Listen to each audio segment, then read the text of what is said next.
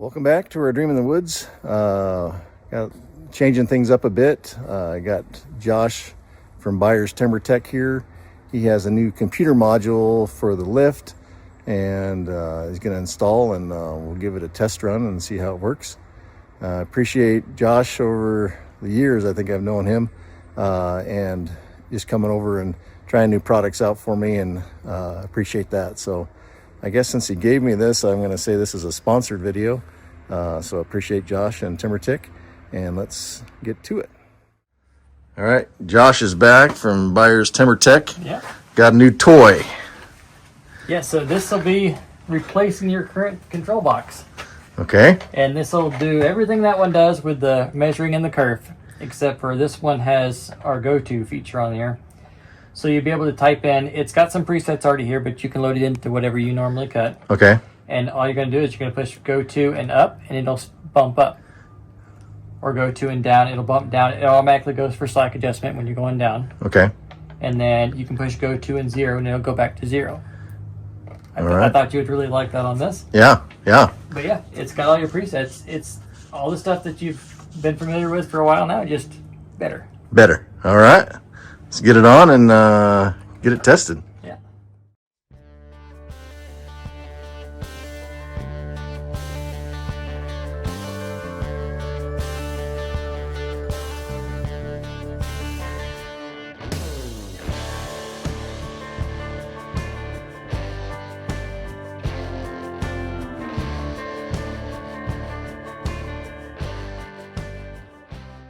All right, we got it mounted up here. Josh is just showing me everything. Sounds like it's going to solve a couple of my little things that I hadn't been using the lift and been going old school off of my chart. So kind of go over how it works there. So you've got presets in here, like I said before, about bumping up and down. And all you got to do now is just, you've got it preset to go 1 inch. Just go to, up, and then it goes up to 1 inch. With the kerf of the blade calculated in there. Yep. And then this 1 inch, you can calibrate it to do any size that you want. So down to a 16th. Yep. So if you want a true 4/4 or you want whatever 5/16, you could cut 5/16 just by setting that through the menu. Yeah, and you can just keep going up every inch as you're cutting. And then if you want to get back to your 0 point, go to 0. And you'll notice that the mill comes past and then comes back up. So on the downward motion on these mills, the mill tends to rock a little bit. And so if you go past your point and then come up, then it'll have a nice flat cut for the blade. Yeah, it compensates for the friction on the post and the stretch of the cables. Yeah. And then that's even adjustable too. Right now it's set to do like between 1/2 and 1/4. And you can adjust if you want to go further, if you have more stretch on yours or not. Yeah. No, that's sweet. So but everything in the menu is adjustable, from the slack compensation to the kerf width. If you got a carbide blade on there or something, it takes a little bit more meat out of there. Yeah. And then tell a little bit, so this is your motor set up here, but if someone has a Woodland's motor, this is compatible? Yeah, this is compatible. The Mills guys who have the Woodland Mills lift on their unit, this right here has a magnet mounts instead of the clamp.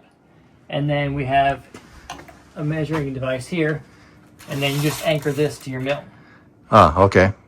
And then that'll tell this how far it moves, and it'll control it that way. Yeah. And that's easiest setup is you can get this will magnet onto your Woodland Mills thing, 2 wires to your motor to control it, and hook that up and you're good to go. Yeah. Right now the sensor is this piece right here. Yeah. That's telling the controller where the mill is or how to move the mill. So yeah.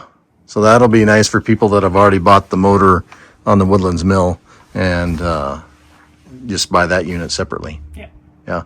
And how about all the other mills? I'm sure that they're compatible. Yeah, anything that we make an AccuLift for, we make a new controller for. Yeah.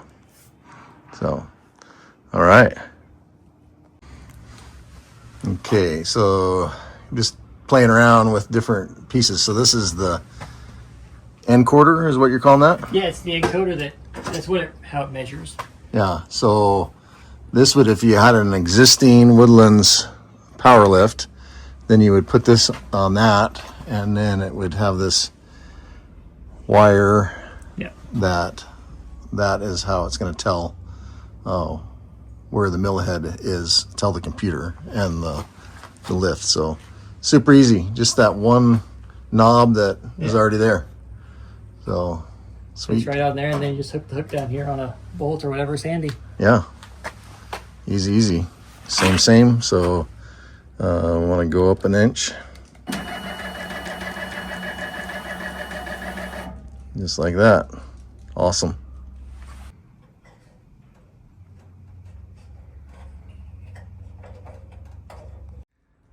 So I had one log left over from when I was milling all the 1x7s for the soffit material. So put that up on the mill, and just kind of getting more and more used to not having to get a tape measure out. So I put the kerf there. I think I can say goodbye to the tape measure. So I don't think we need the tape measure anymore, pretty much for anything. I can center the pith with this, the whole 9 yards. So let's get to it.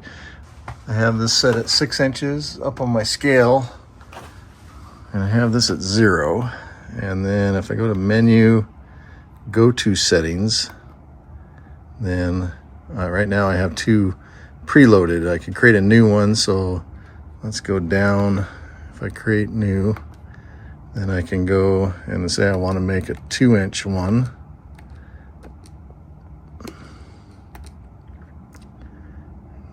Go like that. So now the little arrow is on that, and so if I go to menu, go out again, cup that 0, and it's set at 2 inches. So if I want to go, well, that's at 1.5. So let me go to that.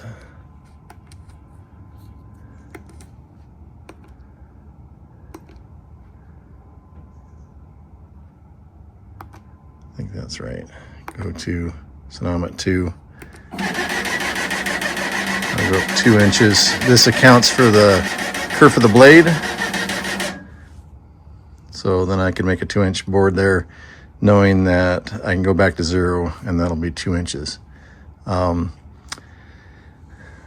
I want to go back to 0, go to 0.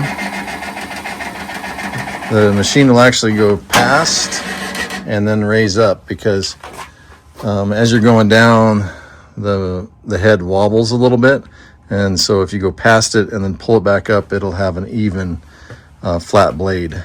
But I'm making 1-bys, so I'll go there, go up to 1, go, and then I want to go to 1.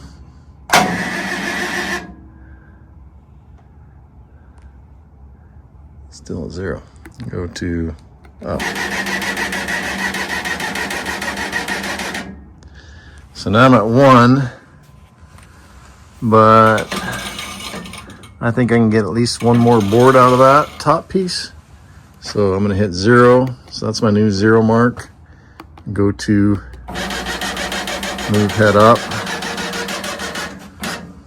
So now all my kerfs in my blade are all calculated. I still end up with a 6-inch piece at the bottom, and I should be good to saw. One thing I do look at is how flat the log is, and I think this one's fairly flat, so it should be good to go. Let's get the sawmill started and start sawing. Okay, I just finished that first cut. I know my depth cut is at a +1.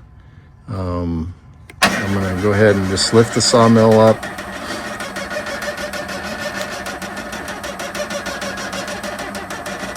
Appropriate height, something like that.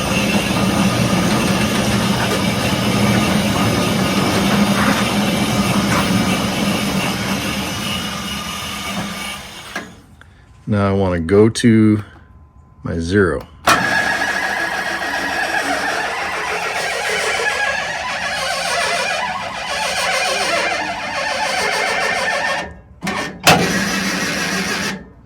Okay, now if everything worked out right,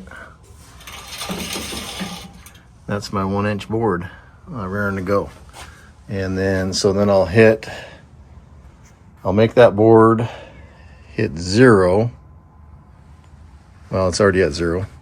So all I need to do is bump it down, go to down on my next board. It'll go down 1 inch. And then that's where I started. And I should have the starts of my 6-inch cant. So hope that makes sense. Just getting to know this, and I like it.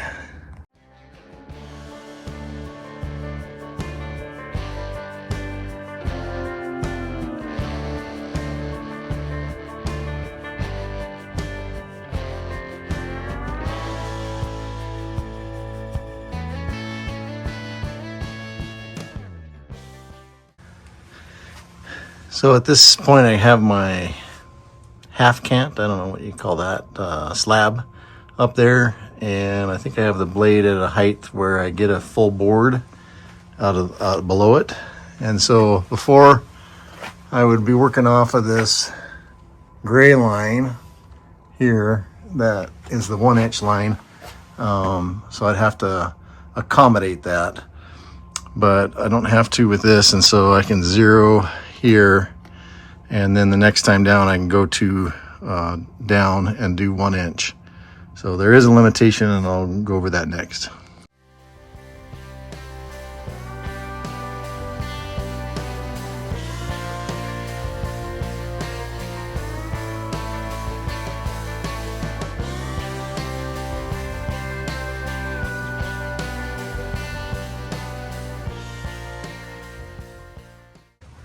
So now I want to go to 0.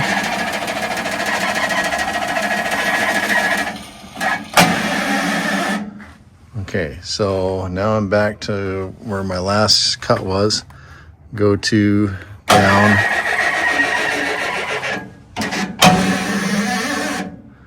And now I'm ready for my next board. So it's working great going down from the top of the log. So we'll flip it over and see what it does going the other direction. I think I might have to use my scale for that to be a little more efficient.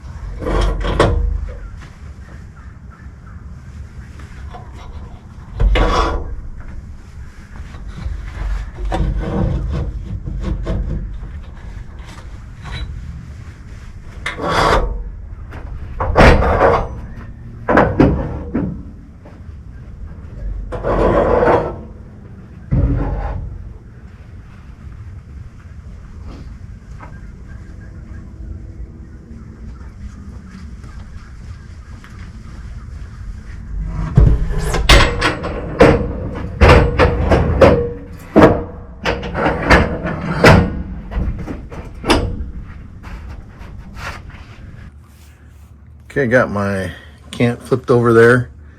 So in order to cut all my 1-inch pieces off of this, I can hear those turkeys in the background.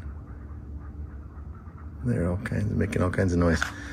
Anyway, to cut my 1-inch pieces, I'd have to go clear to the bottom and then raise it up, hit zero, hit zeros, because you have to kind of keep an account. You can't go down 6 inches or put it at 6 inches and then go down, because your last board will not be a 1-inch board, if that makes sense. So it all goes off that zero. So you need to know where you're at above and below zero. And you can reset that zero as much as possible. But I think in this case, when you're cutting 1x material, that going off this scale is going to be better, because then I won't have to go all the way to the bottom and figure that out. So just come down and see where I can get a board out of. And so that's 8 boards right there on that cant, or on that scale. And then I just need to see if that works on the log. So looks like it. We'll cut a board and see what it looks like.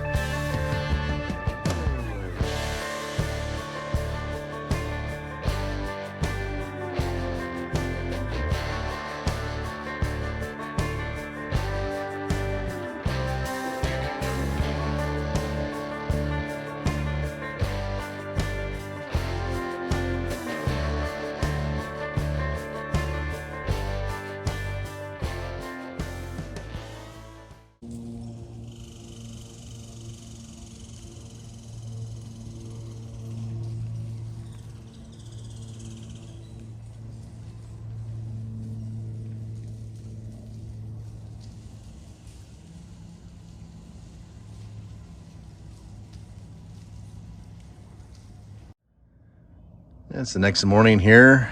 It's going to be a beautiful day. Cool this morning, fall temperatures. It's about 50 degrees, so long sleeve for the first time of the year.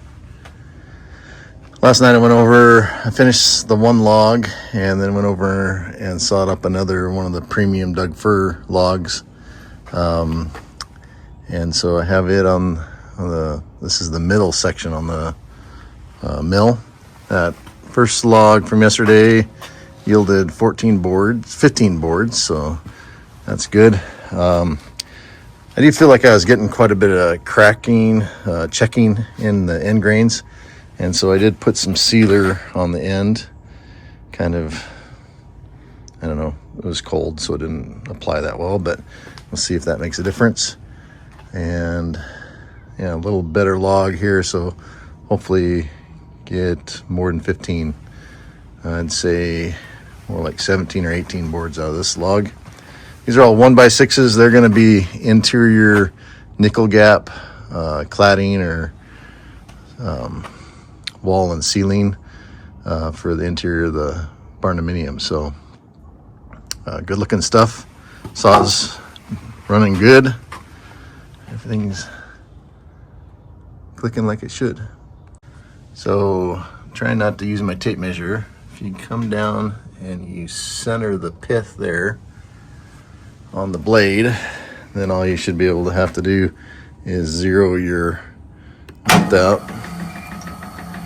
go up 3 inches,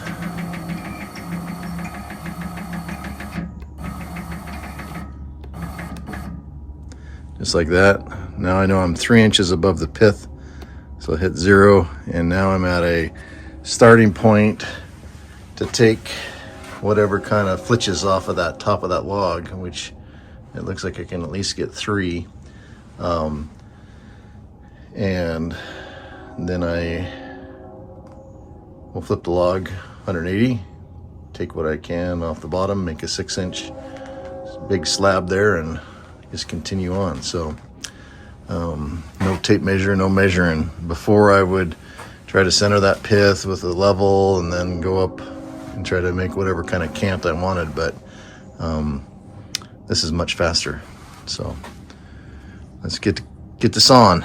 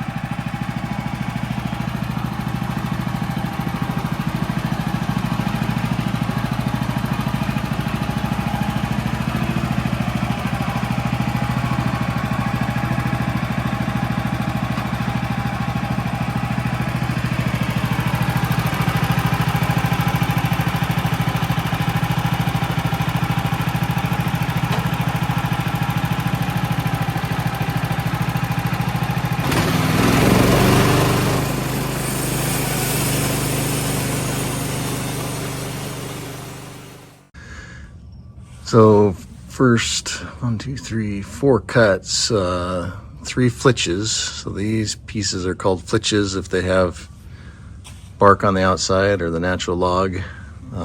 This is a slab. No, what do we call that? Yeah, I think this might have a different name. Anyway, that's gonna go to firewood. So take those off. I'll cut those into boards at the end, flip it over, and then I'll cut a 6-inch piece and see if I can get a board or 2 out of the bottom. Keep going.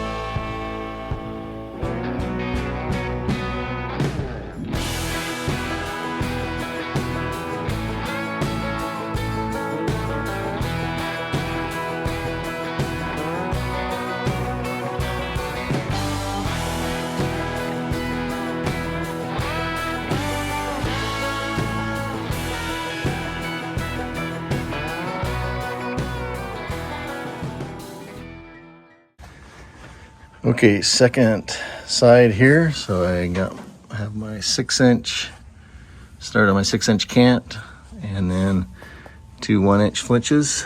That'll easily cut a 6-inch board. So that'll give me 5 flitches out of this log, and then a good amount of 1x6s, at least 10 out of there, I'd say, something like that, maybe 12. Anyway, going good. Beautiful morning.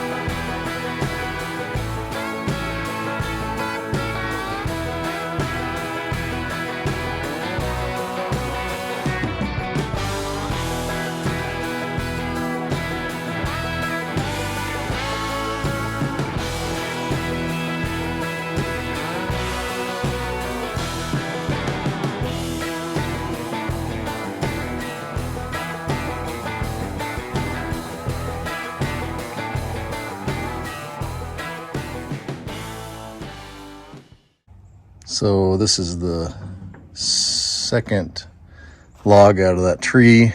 This is I don't even know if I call it a butt log because I don't see any flare at the bottom, but just a solid piece.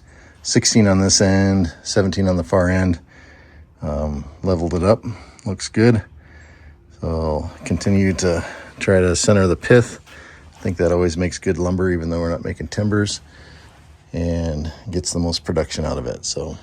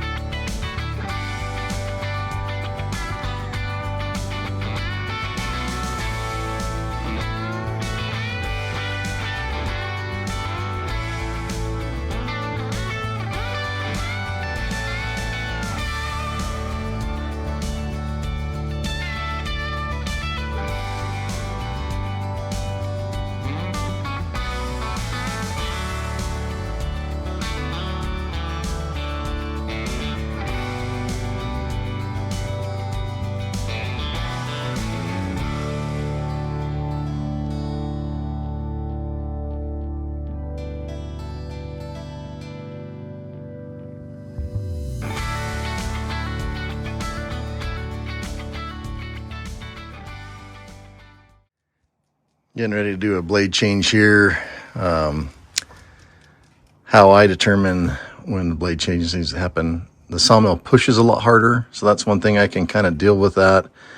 But then, and I get more of the chads sticking out, so this kind of stuff off the far side, and I can kind of deal with that. But when it really needs to be changed is when I start getting a little bit of wavy cuts, and I don't know if you can kind of tell, but there's a little wave to that. This is all going to be plain, so that's no big deal. But the other thing I try to do before a blade train is try to get through as much bark as possible. So I got through all this bark out here on this log. Now when I flip it up, I should pretty well be out of the bark, which means clean wood and longer blade life. So my thoughts on blade changes.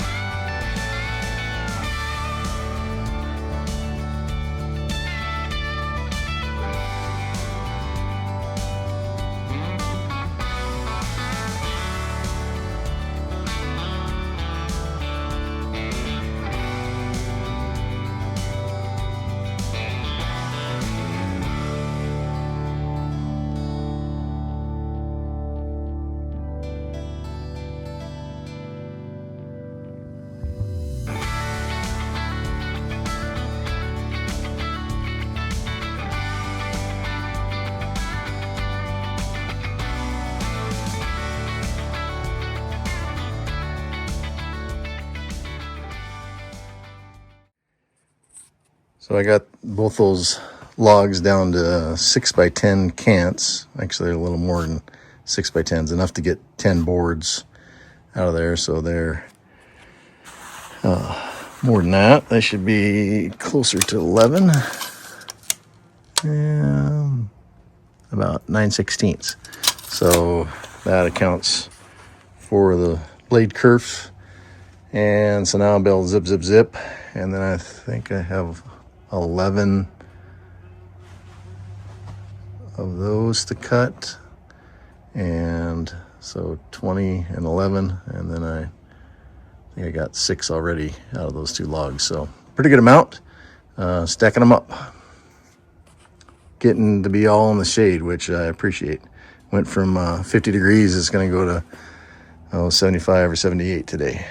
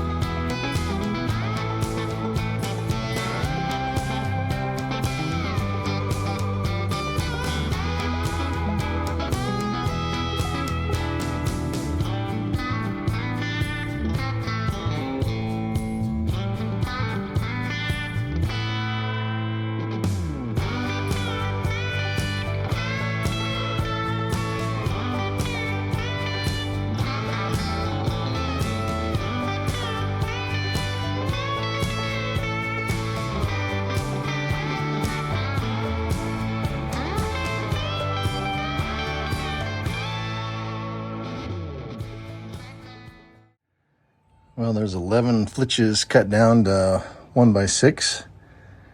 Those look good. I'm leaving a little more wane on these just to try to squeeze out a few more boards, and you know, they're getting planed down and getting a joint put on them. So even if there's a little wane on there, I still think it'll be cool. So 4 short from 45.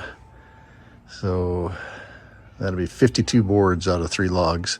And then I just cut a couple of bonus 1x4s. They're 4 1/4. And I'm thinking ahead for trim on those. So pretty good yield. Well, there's one thing about these Woodland mills.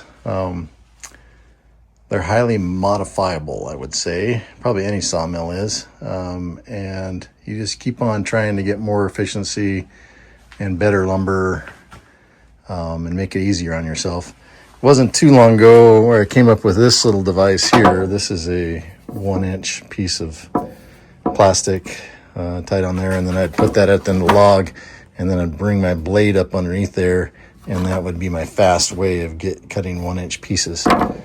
Well, those days are long gone. I'm not going back to that. So the new lift, AccuLift from Byers TimberTech, it just didn't take very long before I can't live without it. The go-to function, just handy, saves time. I'm able to kind of hit the go-to, go to 0, and then go dump my sawdust bucket, and sawmills go into a predetermined spot. So just that is handy. As I was cutting those big timbers down into 1-inch, I thought I was just going to have to use my old-fashioned scale, which is still handy, but I could do the same thing. I would just go to 0, go down 1 inch, confirm that it was the same thing on the scale up there. So I was using this just as much, but still kind of need to use them in combo. That's a good reference off of the bunk, which this one doesn't tell you what the distance is from the bunk, but it gives you the 0. So anyway, a huge improvement. I appreciate Josh bringing that over, not giving it back. Well, I appreciate Josh and Byers TimberTech for putting that new lift on. Now I've gotten to know Josh over, it seems like several years. And when he says he has a new gadget to put on the sawmill, I'm always excited for that. So just wanted to say on that, there's in the menu there's you can adjust the blade curve. You can adjust how far past it goes when you're going down. So you go down and then bring it back up. Mine's set at 1/4 inch right now. And then you can also calibrate it off of that menu too. So quite a few functions there. And the nice thing is that goes on an existing Woodlands mill that have a Woodlands lift motor. And so that's just an easy attachment. So it sounds like Woodlands has went to putting those lifts on all of their sales now, which I agree with. I mean, who wants to crank? So anyway, appreciate everyone watching. This is future. So I got 52 boards. I think I'm going to try to get up to about 600 boards before I have them planed to the nickel gap. I don't need those till probably winter, but need to be thinking ahead on that. I got a project going on inside the barn, I'm putting the floor in where the stairwell is going to be. So I think Dean's going to help me with that, and lots of projects, just the finishing touches on electrical before we get that inspected. So anyway, we're hard at it, and we'll keep on doing what we can do. So, and you guys have a good day, evening, or wherever this videos find you, and catch you in the next one.